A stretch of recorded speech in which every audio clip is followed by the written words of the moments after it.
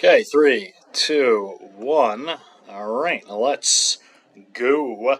Another Math 2070 video for the online section. And today we're going to talk about something called the LU factorization of a matrix. All right, well, jump right in. No setup. Here's the definition. So if you have an n by n matrix, we're going to say that it's got an LU factorization if A is equal to L times U, where L is something we call a unit lower triangular matrix, meaning that essentially what its name is implying, the diagonal has ones, right there, and lower triangular, meaning that all of the non-zero entries have to be in the bottom half of the matrix, below the diagonal. Anything above the diagonal is equal to 0. Here, being above the diagonal means that the row is less than the column. And U is just in echelon form. Okay, and we'll see here that this gives it a sort of upper triangular form. So that's just straight the definition. Let's talk about when this is possible. So factorization is possible if we can row reduce A into an echelon form without swapping rows. That's the key ingredient here, because the row swapping is going to screw up the nice form of the lower triangular matrix. And the entries of the lower triangular matrix come from inverting the row operations that converted A into this echelon form. Okay. Right. Now, that's all well and good. Talk is cheap, though. Let's see this in action. Okay, so here's a matrix A, and I claim this one's got an LU factorization. So here's how we're going to do it. We're going to start with the identity matrix here on the left and the matrix A on the right. I'm going to perform row operations to turn the matrix on the right into a echelon form. Now note, just echelon form, just the staircase pattern. I don't care about anything else. I don't care about the leading coefficients being nice. I don't care about it being in reduced form. I just want that staircase pattern. And here we see we get it. Okay. And as we are going to note here, all of the steps we take don't involve row swapping. So for example, my first step is to take row 1 and add it to row 2. That deletes this here and gets me the 0 here. Now note the row operation of adding 1, I will do the reverse row operation here and add -1. Okay. Now here I'm going to multiply row 1 by -2 and add it to row 3. +2, right? Always do the opposite. Okay, and then finally I am going to multiply this by 5, row 2, and add it to row 3. And since I'm multiplying by +5 and adding it here, -5 goes here. Note only the -5 goes here. All right, and with that we have kept track, and on the left we've got our L, on the right we've got our U. There we go, I've gotten you your LU factorization. Right, so note, the only row operations we are ever performing here are the scaling a row and adding it to another. Just to get the echelon form.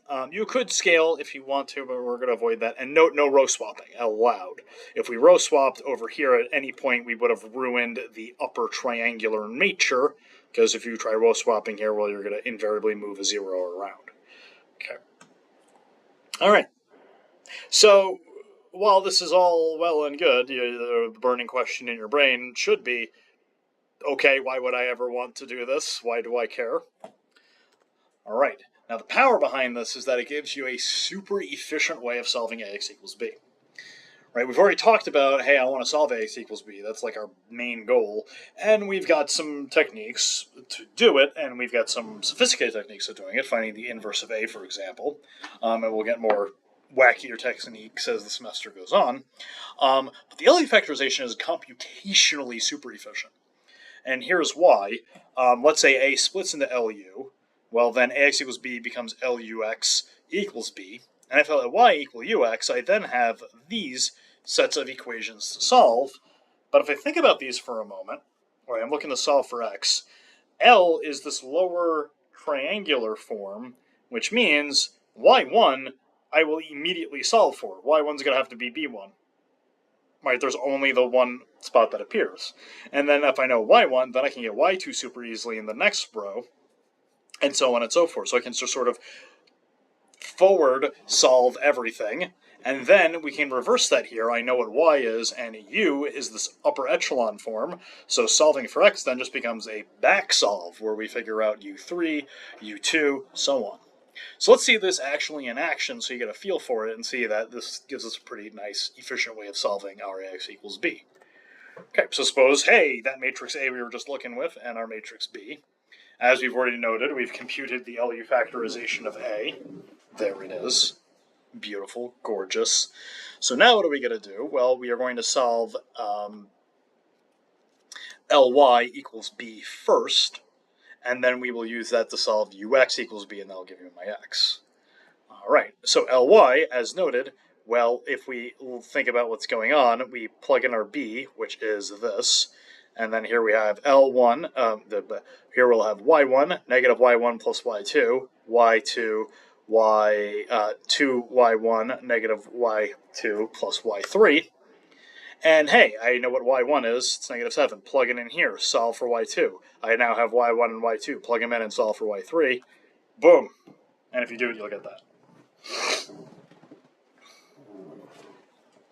All right, so hey, that's super fast. Right? Note, I didn't have to do anything. If I have my LU factorization, we just go and we solve. Beautiful. And then we got our y1s and our y2s, so we put those on the right-hand side for our matrix U. Our matrix U was that echelon form that we found.